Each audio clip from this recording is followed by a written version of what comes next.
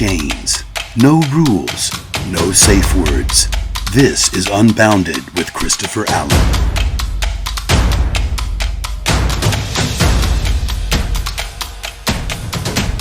And welcome to the Unbounded podcast. I'm your host, Christopher Allen. And in studio with me, once again, it's a pleasure to have my main man, AJ, in the building. What's up, man? Glad to be back, man. Glad to be back. Thanks for having me. And also the prodigal son, Adrean, is in the building once again with us.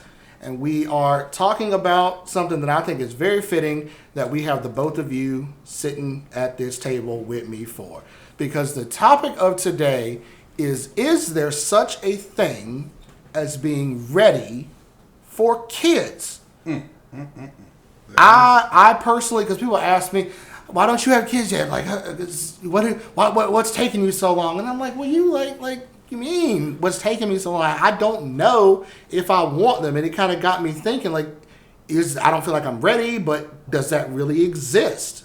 So you, as a parent, from your perspective, what say you? Do you want the long answer or the short answer? Because they both the same. No. No. People can say that they are ready for kids, and there are people out there who, do things like, adopt and make sure they do it through all the steps to just ensure that they can get pregnant, and everything like that. And that in itself is a large commitment to, go through those steps and everything like that. But does that ultimately make you ready because you know that you want kids and that you want to go through the steps to be able to have kids and everything like that? No, because in anything you do, there's always going to be an X factor. And the X factor itself, in that regard, is the kid. Mm-hmm. You yourself can be ready for kids, but is the kid ready for you? Is the kid ready for the world? Is the kid, really going to have all this stuff to be able to take care? I mean, financially aside, are you really mentally? Are you really emotionally? Are you really physically ever ready to have a kid? That is true. No. I mean, you can't be ready. It's more so just it's a call to arms, as they say, is it? Yeah, it's a call to arms thing. Like, if it happens, you just have to be ready to assume the responsibility and change your life from, prospect to parent. Does that make sense? What was that feeling like whenever you realized that you were going to have a son, your firstborn? Well, I think Kevin Hart based one of his stand-ups, or at least one of his famous lines off of it. My personal feelings on it when he said, he wasn't ready. No, was not ready at all. I was completely terrified. I was a kid myself by the time I had my first kid, and feel like I didn't really hit adulthood by the time till I had the third one. And you probably asking yourself again, why, if you feel like you weren't ready for the first kid, why would you have two more? First of all, mind your damn business. But I have never asked that question. But second of all, again, it's a call to arms. You get into situations where, anything could potentially happen. It just so happened that it happened, and, it was a call to arms thing. Was I ready? No. Am I ready to be a parent now? No. But the beauty of it is, with my kids in particular, we have, been through so much together, and I feel like outside of me being their parent and them being my child, we've developed a bond with each other that we know that, listen, things might get a little tough right now, or we might be riding the struggle bus a little bit, but listen, if one thing is for sure and two things for certain, we're gonna come out on the other side of this, and we're gonna come out better than what we were going into it. Because the one thing that my children do know is that regardless of any situation, they're here now, and that I got their back. Right. Now, Adrian, as his firstborn child, as one of his kids, do you feel like, after hearing that and hearing how unprepared he felt like he was, do you, from a son's perspective, did you get a sense that he wasn't prepared, or was it kind of just like, hey, this is just my dad, it is what it is?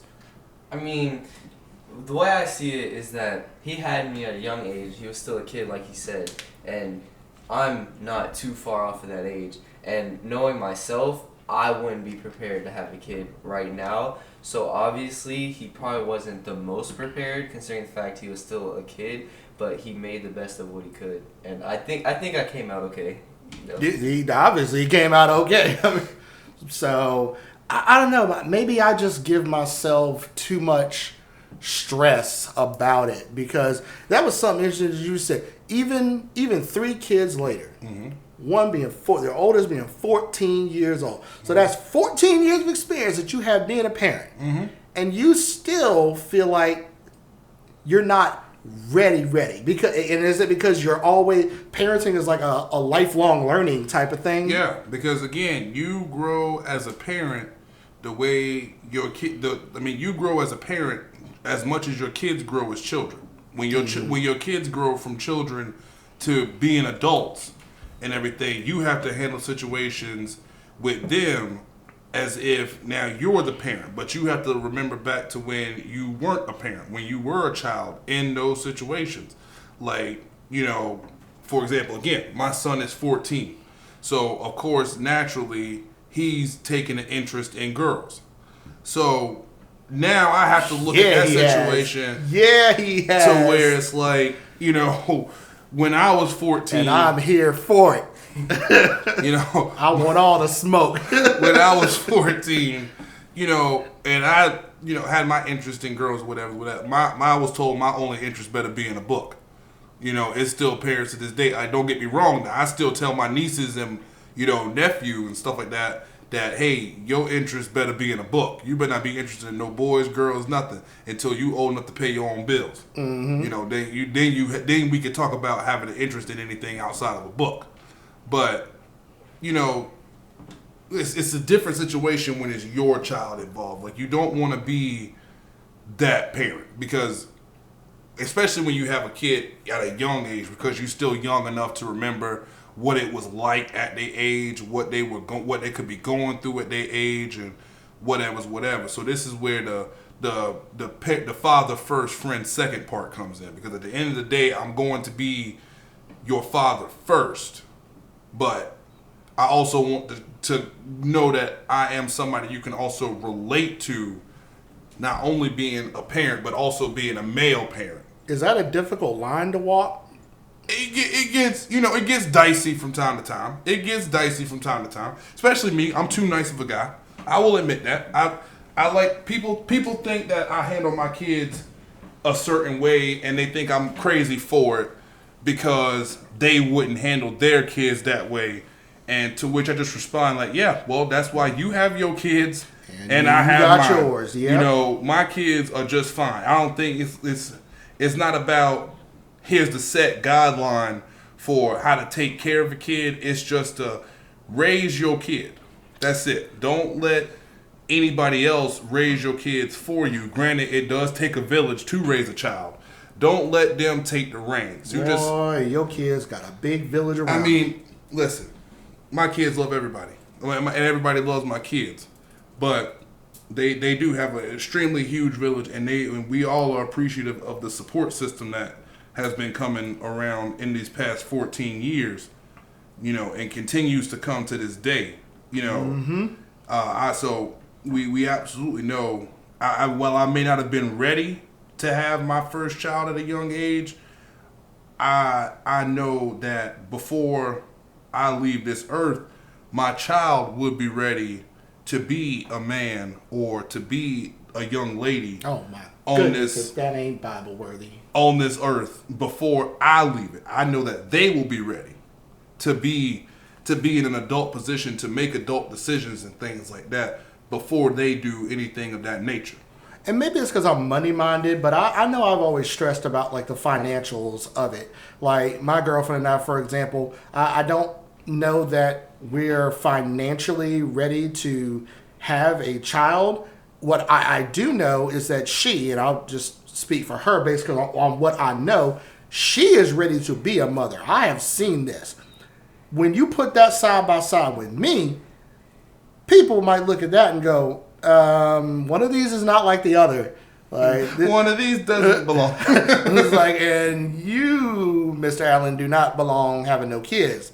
But that goes to your point. Like, it's a figure it out kind of thing, because I used to feel like there was a set guidelines, rules for a relationship. And you remember when I felt that way. And when it didn't work out the same way that my parents' relationship worked out, or was working out at the time, it would frustrate me.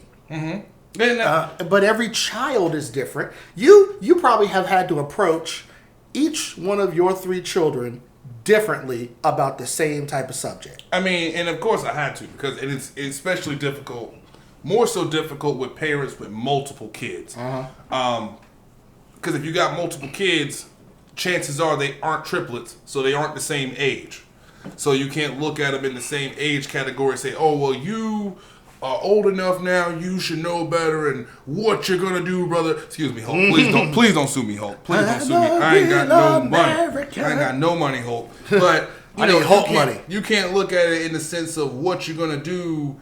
You're old enough by now. You know this, blah blah blah blah, and then, then having 2 boys and a girl is also a different thing. I look at it as, well, this is a little girl. You should be behaving, doing this, whatever. Or you a boy, you can't do that, whatever. No, I don't want I want my kids to be my kids. Now I do treat my kids differently based on the fact that they're so different in age. Adrian, the oldest with me now, who's 14, his sister is 10, and their youngest brother is 2. So they do get treated differently, various in ages. But I feel like personally that Adrian, excuse me, forgot your name for a second. So Adrian may feel like I treat the other 2 differently. Better or worse will be his own opinion. But I do try to keep it as, level given the circumstances as possible.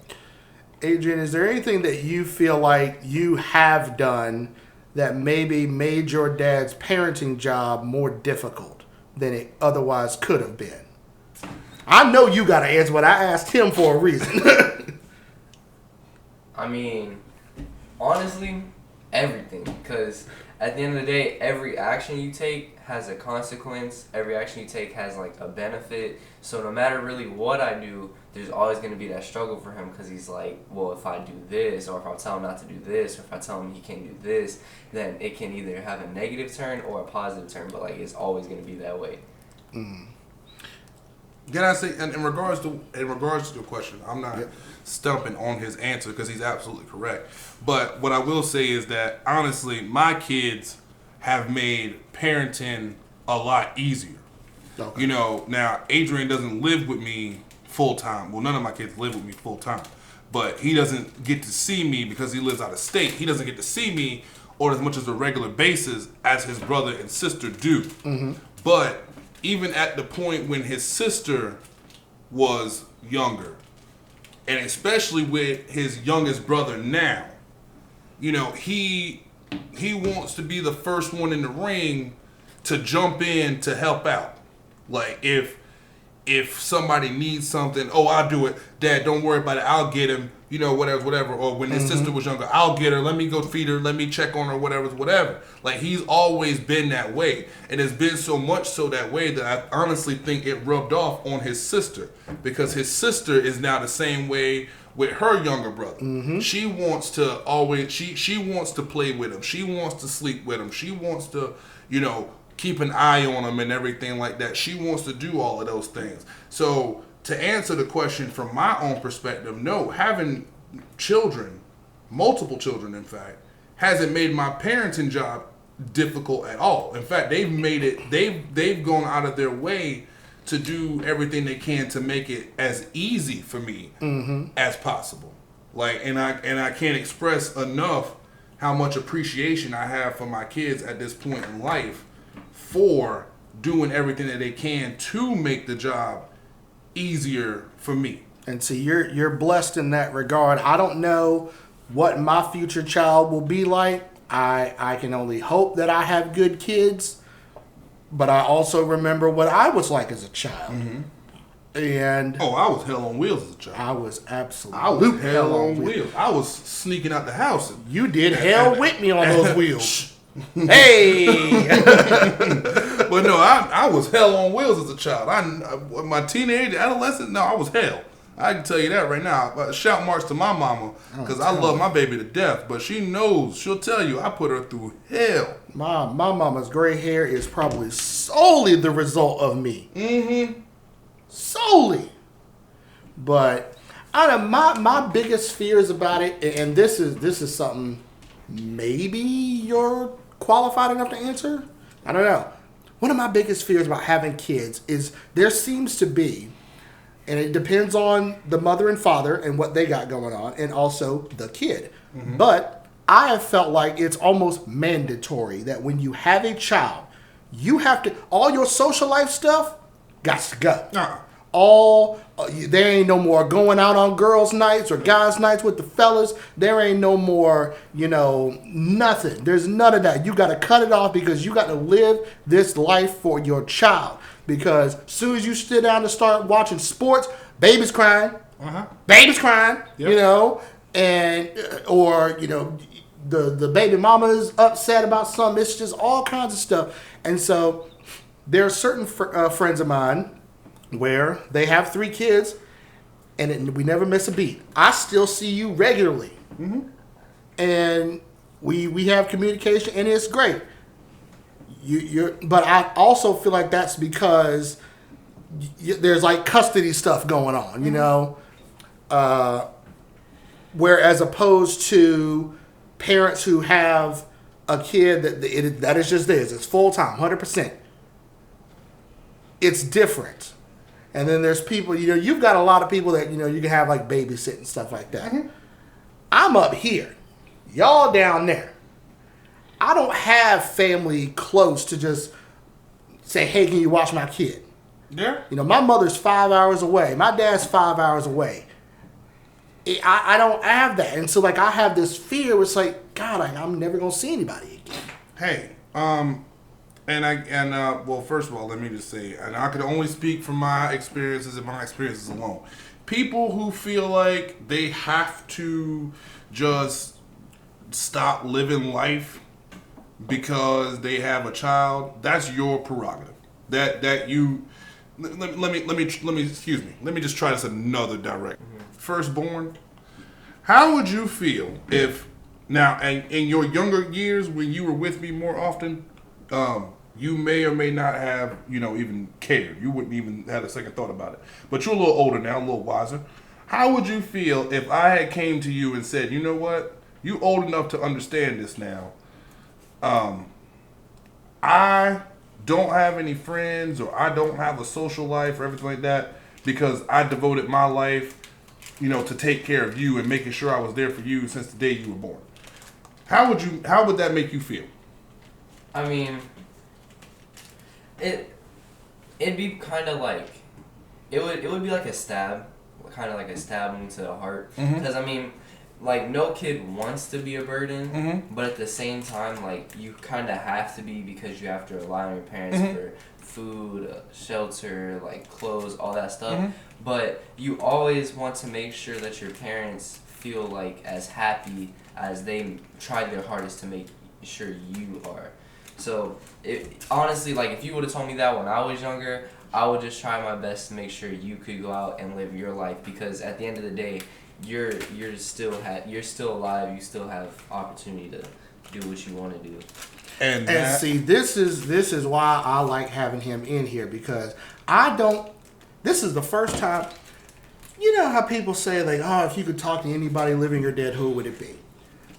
I've never gotten to hear an actual child's perspective on something like that, and it's kind of cool because so often when our kids can't talk, we wonder, what are they thinking, man? What are they thinking? Am I doing a good job? And this, that, and that. And now we hear it straight from his mouth. And that right there is just a product of parenting. And it's beautiful. Yeah, because again, that's why I say if you feel like you have to dedicate your life to just being at home with your kids all the time and doing nothing else but tending to your kids, that's absolutely your prerogative.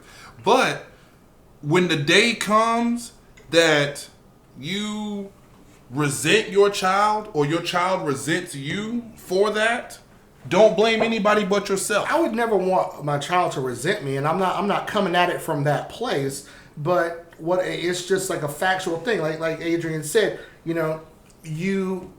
it's not that my child would be a burden, but things change when you have a child. Yeah. Almost probably. It's automatic. It was automatic for you, wasn't it? In your mind, like you knew, okay, boom, I'm having a child. Oh God, freak out, panic. But then you were like, boom, shift. I got a life to raise. It is my duty to make this life the best that they can have. Yeah. And you don't have to think about it. Yeah, I mean, I'm not going to necessarily say it was automatic, because that freak out, I think you kind of under exaggerated that. That freak out lasted for about 7-8 months. and then when it's like, it's a boy. Okay, well, now we got to put everything together now in perspective. But no, that freak out stage is going to last you a while. But then it's like, you got to realize something, like, and this is possibly another topic for a future podcast. Yes, we drop topics about future podcasts all the time. Just a little salt bay there. But you gotta learn in an aspect to love yourself. You have to learn to love yourself before you can love anybody else. And the way I look at my children, and anybody who knows me will tell you this. I laugh and I'll joke and I'll play around and I'll caca and kiki with you, but nothing is more important to me in this world than my last name. And God, through the grace of God, all 3 of my kids have my last name. Mm-hmm. That's a part of the reason that's what makes them the most important thing in this world to me. At the end of the day, it is them before me. But there are times where I argue with my kids, and it's not like in a sense of, oh, they're being bad kids. It's just, and I argue with my kids in the sense of, well, let's say for instance, sleeping arrangements or eating something or whatever. Like, hey, did you eat today? Mm-hmm. Yeah. Well, no. It's like, well, shit, me neither. Well, we need to eat something. There's one thing here for us to eat. Well, I want you to have it. This is me talking to my son. Right. My son's going to tell me, no, Dad, you eat it. And we're arguing about this because it's like, who's the parent in this situation? Like, wait. I'm supposed to be taking care of you. Mm-hmm. I'm twice, almost 3 times your age. And I'm supposed to be taking care of you. What are you doing over here trying to tell me, no, you do this, and then I'll figure something out? No, that's my job. That's what we argue about. Right. So, and in that regard, it's like, could be a whole lot worse things to argue about. Yeah, but it's like, it's all about raising your kids. Like, when you raise your kids right, your kids will want to be there to take care of you. Like, especially in things where you said now have to have a social life or whatever the case may be. Know when to babysit the baby or whatever. Yeah, maybe in the first year or 2 or so that, you don't have anybody around, or you don't, if the baby's still a baby, yeah, you probably have to give up on your going out, so whatever's whatever. I just remember when we would plan like our the Booze Day Tuesday events and stuff like that. Oh, hey, classic. Yeah. Hey, so-and-so, female, you coming over for Booze Day? Chris, I've changed. I'm a parent now. I can't do all that stuff. I'm a parent. So and it said to me, okay, since I'm a parent, I can no longer be associated with alcoholic activities and fun. So I was like, cool, 2 + 2 = 4, bet. But are you dead? But did you die? Yes, you're a parent. And I understand, listen, your kids are the most important things to you. But were you that committed to anything in life prior to your kids? Like, were you that committed to your job? Did you go to your job and say, hey, listen, man, Booze Day Tuesday night, whatever, let's do this. Hey, listen, I've got a job now, okay? I have a committed job I have to go to, so I can't commit myself to those things. All right? Or, hey. But jobs give you days off. Parenting doesn't. But jobs also pay you. Parenting doesn't. Parenting take money way exactly. away from you. You people develop levels of commitment to things that have less value. We're gonna be taking out diaper loans by 2025. That's gonna be it. Putting diapers on layaway and shit for just hey, let me get 3 diapers to hold me over. I put the rest on, at the end of the week. put the rest on layaway.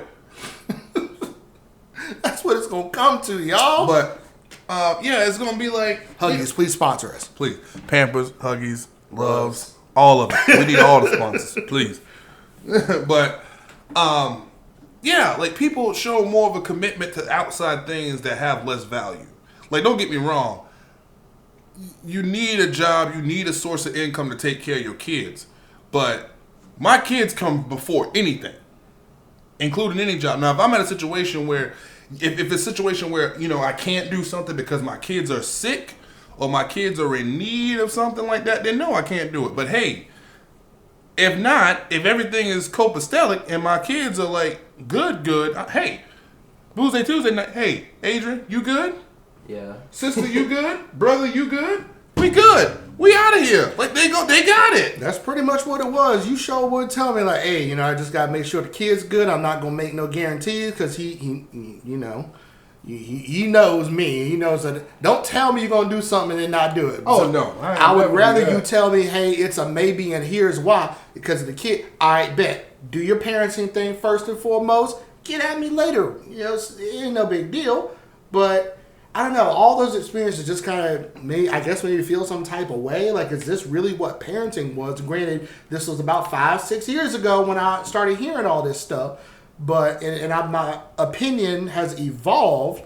I feel like if we were to wake up tomorrow and my girlfriend and I, there was a baby in our house, first of all, I'd be like, where did this baby come from? Like, you weren't here when I went to bed. But if the Lord just spoke and said, hey, this baby's yours now, we would do what we always do. We would figure it out. Band together, put our brains together. 2 heads are better than 1. And I feel like that's what I can tell that's what you've done. Yeah. Over the course of your life. Parenting is making it up as you go. Is that pretty much sorry. the right thing to say? I'm sorry. Distracted. I'm here now. Parenting, make it up as you go. Is that the right thing to do? Yes, that's all you can do in life. That's all you can do in anything. You can only make it up as you go. There are people who, in this world, if you're gracious enough and to have people who actually want to give you advice on things, they can advise you on what they think you should do or what they did in your situation, but they aren't you. Mm-hmm. And their kids aren't your kids. So, again, you asked me, the main question is, are you ready for kids? Or do you ever think you're ready for kids? My answer is no, because you never know what's going on with that kid. Like, a kid, perfectly healthy kid, comes out, and you raise a kid from birth to 18 years old. You could possibly, somebody has set a figure on that and how much that would cost. And that would be where child support comes in. Mm. But they've set some sort of realistic, unrealistic figure on, hey, to raise a kid from birth to 18 will cost you this much. And by the time those numbers come out, they've already gone up. Yeah, exactly. So, but then with the other side of that coin, what if your kid has some sort of illness? Mm-hmm. Like, most commonly that I'm seeing in my family, autism, or, a lot of my kids, most of my kids came out with eczema. Like, what if this kid has cerebral palsy? What if this kid has Down syndrome? What if this kid, has any sort of birth condition or something like that? Then that kid's going to cost more. So you can always say, hey, well, if somebody says it takes this much to raise a kid, we've got this much saved. All of this is going to go strictly to the kid. We've got the house, we've got the car, we've got the marriage, we've got the good jobs, we've got all this stuff like that. And then boom, you got a baby with some sort of an illness that you did not anticipate for. Mm-hmm. There's no way you can plan to be ready for a child because you don't know what's going to happen in that meantime. Like, you never know what. And then with the child growing up. You never know what's gonna happen to the child while they're growing up. Like, I'm sure there's things that my son has been through that I don't fully know about or understand or anything like that. But I just want him to know that, he feel comfortable. I just have to work on the relationship to have him feel comfortable to know he can come to me with anything he feels like he needs to come to me for. So, my honest opinion, you can't be ready to have kids, but what you can be ready for, you can be ready to accept the circumstances that come from it. Mm-hmm. You can be ready to accept the fact that now you've got somebody who takes more importance in your life than you. Now you've got somebody where someone had to have the talk with you at one point. Now you have to be ready to have the talk with someone else. Where you went through puberty at one point in your life, now you have to go in the situation where you got to get ready for somebody else to go through puberty. Dating and, financial stabilities and, school and independence. All those things that someone may or may not have shown you at one point, the only thing you can be prepared for is to know that you have to either do it or not do it with someone else. And I think, I'm kind of pretty much in agreement. So there may not be such a thing as being 110% whatever ready to have a child. But to me, just my definition of, I guess, being as ready as possible before all those unknowns start firing off would be preferably married to the partner that you are having said kid with. Mm-hmm. And I know that really seems like a lost art in 2019. Getting that but it's just everybody just popping out babies. Like, you get a baby, everybody gets a baby. It's like a thing now. But preferably married to the person that you're having a kid with, financially stable, meaning enough extra cash to support said child, diapers, Huggies sponsor us. We'll also take Loves. Yes. And so, is that like Pull-ups? Pull-ups might be a Love's like the hood brand of diapers? I don't know nothing about diapers. Whatever. Listen. I'll go so far as to say that Walmart sponsor us with your better whatever it's called. They're a great value diapers. Yeah. Like, I forgot what it's called. Better something else. I feel like that would give you a rash. No. Trust me. They work. They work better. They don't work as good as some of the bigger name brands who we would love to sponsor us. Loves, Huggies. hey, whatever it takes to make it work. Yeah. But yeah. Probably also living in a house where you and this child have room to grow and this child has room to let their imagination spring up. And maybe this is because I had parents who were well off. Mm-hmm. That I get this from. And rich kid. I recognize that. Not everybody comes from the lifestyle that I came from. But now it's been beaten into my head that's the foundation you need to be on. Spoiled rich and over time, the ability to have that foundation has gotten further and further out of reach. And some of these old heads don't understand that. The struggle that we got here going through in these streets. Mm-hmm. And so that's what comes to your point where, look, you probably not going to be as ready as you want to be. I feel like I could just go on the street and ask, hey, do you think you were 100% ready for kids when you had your child? I doubt I'd ever get a yes. Yeah. I mean, there's honestly, and again, it's all my personal opinion. I think that's okay. But there's no 100% way to guarantee that you're ready for a kid. It's just at the simple point that you know that now you have a responsibility to take care of. Like, you have a responsibility that you have someone else that's counting on you. Mm-hmm. So it reaches a point in where you just can't fail. I mean, you can fail, but you can't fail. Like, I understand. Most parents will be like, well, listen, my kid will be homeless, or I'll be homeless on the street with nothing, but my kids will be taken care of. My kids will not go without. Exactly, my kids won't go without. Right. Like I grew up myself in a situation where my mom wasn't well off, but I knew in the situation I was growing up in that regardless of what happened, with me or her or whatever, I would have been taken care of. That's the same situation that I'm in with my kids now. Like, my kids realize that daddy ain't got it.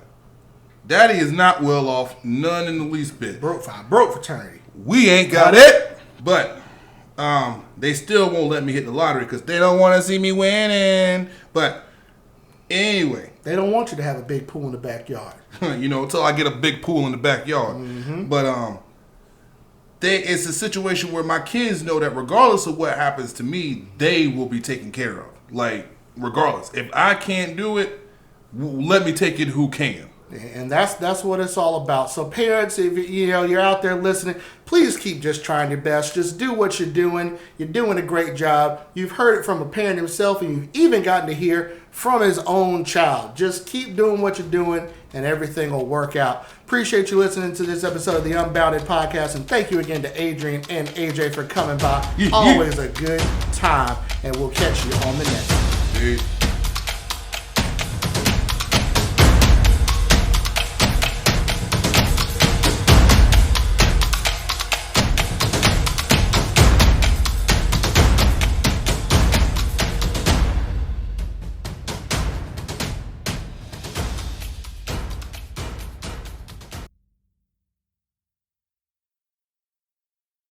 Hey guys, thanks for checking out the Unbounded podcast on YouTube. You made it all the way to the end. Great job. Now, all I need you to do is like, share, and click that subscribe button right down here.